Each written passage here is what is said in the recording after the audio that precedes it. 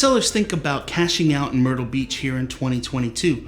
The market here has been extremely strong for the last 2.5 years. Ever since the pandemic started, people wondered, should we buy, should we sell, is the market going to do anything? And actually what has happened since the pandemic is the market has gone in an extreme vertical spike. We've seen houses selling faster for more money than they have in any year since I've been in the business, and that's now 20 plus years. Over this time, we've watched houses that I never thought would sell for this amount go for extremely high amounts, way over what I thought, and it's kind of wild to see all this taking place. So all this being said leads to the point that I've been asked a bunch lately, is I have a house in Myrtle Beach. I'm wondering, is now the time to sell or should I wait? Is the market going to continue to go up? Are we going to continue to see things continue to explode? Are prices going to continue to increase? Am I going to cash out right now? Everybody wants to catch the peak right at the ultimate top. And that is the $1,000,000 question that we can't really always answer.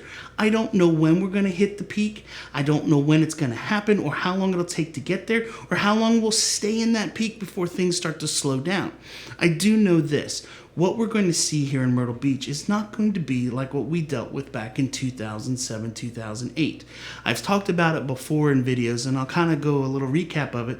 But back in that time, the market was extremely strong for sellers. Sellers were listing their houses for a high amount and selling it for much more even. And people kept going up and up on price, and we watched things just continue to climb each and every day.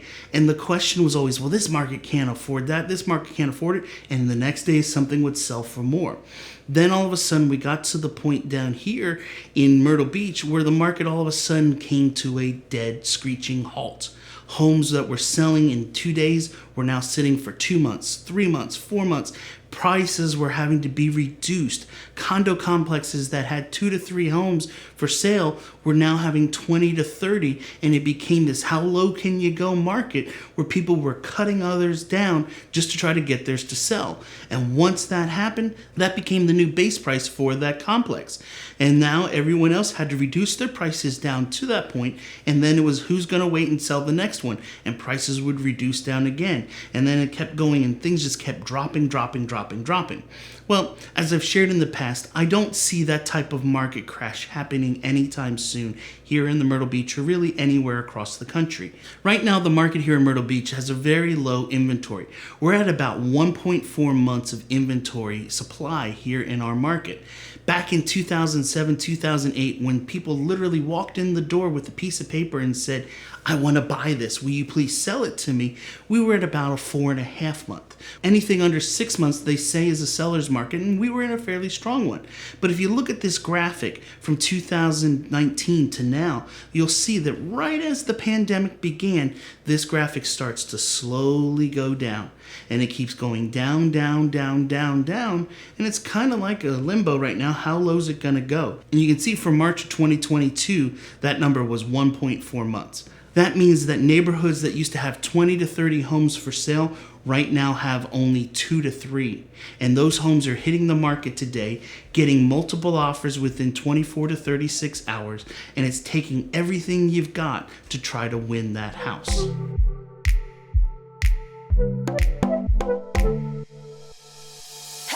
The other thing that I wanted to mention is that values of properties over the last few years has gone up dramatically.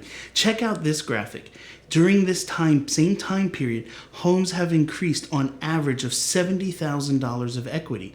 That means that people who bought their homes at the beginning of the pandemic or before now have at least $70,000 to $100,000 of money saved up in their house that they could cash out at any point if they wanted to, which leads people to wonder, well, hey, I've got all this money I can cash out and collect. I could use that for the down payment on my next home. So should I do this now? Should I wait?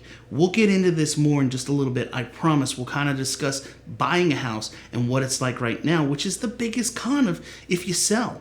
you got to have a place to live yet. And unless you have something already in mind, or you've built a house or have an additional home somewhere you're going to move to, you got to find a home to get into. And you can basically get your home on the market today and end up being homeless. I've had this happen to too many clients over the last several months. One of my good clients, he was moving here from Illinois. He put his home on the market, got it under contract, got more than he was asking, all excited, comes down here expecting to move into a home. Well, after being down here in an Airbnb for the first 2 weeks, we ran into a title issue on the home he was purchasing, and the whole deal fell apart, which meant we were back to ground zero. Poor guy had to go back through searching through houses again, looking at the very limited inventory that was out there to try to find a home that's going to fit his needs. Till it was said and done, they ended up spending close to 3 months in Airbnbs, and it cost him almost $4,600 a month to stay in these properties. So in the long run, he lost a ton of money just to find a house. So I don't want you to become homeless at the end of the day. So it's really important that we know your game plan of where you're going. So that's one of the big cons we got to pay attention to in today's market.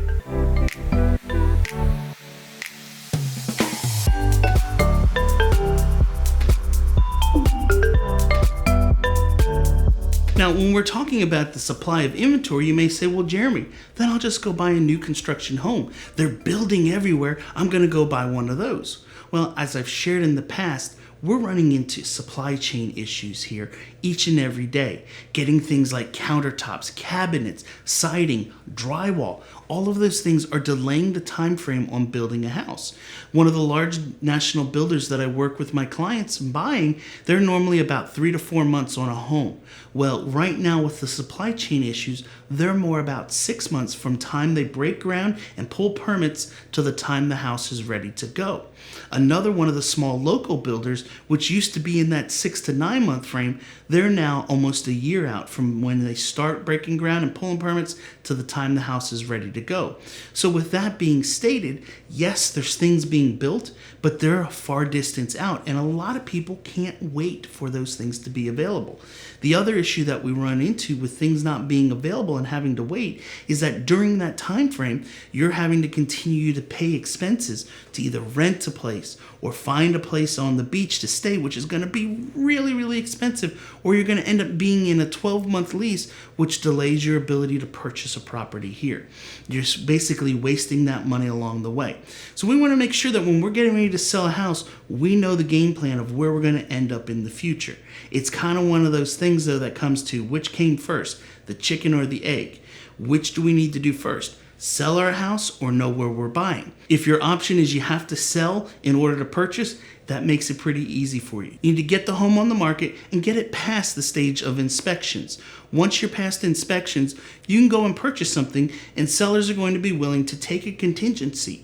Now, you may have to pay a little bit more, but you can at least secure the home. My clients this past week, they have a home for sale in South Dakota. They put their home on the market, got it under contract, followed my rules and got it past home inspection stage, and they're ready to go. They found a home that they liked. It was listed for $345,000. They ended up making an offer much higher, but they're going to be a cash buyer contingent upon the sale of their home. We were able to give the name of the listing agent to the person here, and they were able to call them, speak with them, and they were confident that their home is going to close this next week, and they were able to buy. They took another piece of my advice, which was to make sure you have ample time after selling your home and closing in order to purchase and get into the house here. We here in Myrtle Beach need to have a 45-day window in order to close from contract. So if we find you the home today, you're 45 days out at minimum to get into it. Why is that? The inspectors, the appraisers, the lenders, the attorneys, everybody's backed up, and they need that extra amount of time in order to close here. So one of the ways that you get that is when you're looking at the offers on your home, make sure that you take the time to look through them and pay attention to the closing date. If somebody's offering you a 30-day closing, that may not be the best offer for you. If you have a good agent on your behalf, and I'm helping people all the time right now sell across the country so that we can have a smooth transition here, and when I speak with that listing agent in another state, one of the things that I'm sharing with them is, listen, my buyers are going to need, when selling with you, they're going to need a longer time to stay in the house. Whether whether it's a 60-day lease back or a longer closing date, and they're able to negotiate that with the multiple offers. If I have 5 offers on my home and I'm able to say to all of those agents, one of the main things that my people need is time to occupy the home after closing for 30 to 60 days, that's going to alert those people purchasing their house of this option we need, and it's going to help us to get the best option all around from those buyers on my property.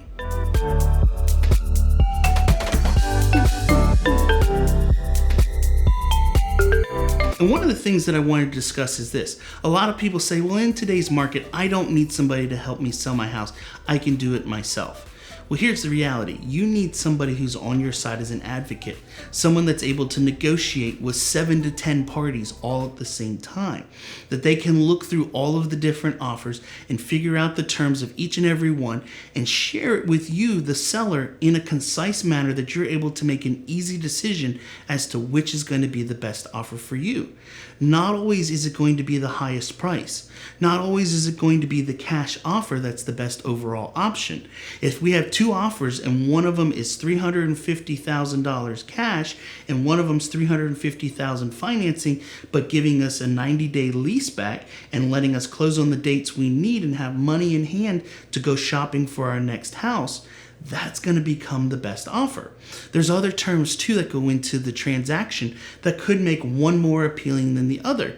Maybe one's a cash offer, one of them's a financing, but buying it as is. If you know that there's things wrong in your house, you may be leaning towards the as is, even though you're dealing with financing, because then you don't have to worry about any repairs after the fact.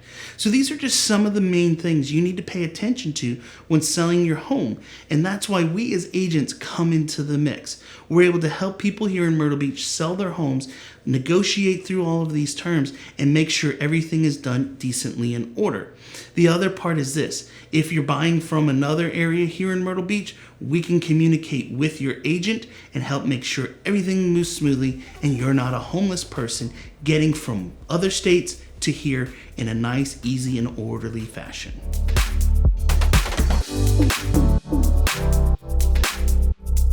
In closing, let's discuss this. When is the best time to cash out?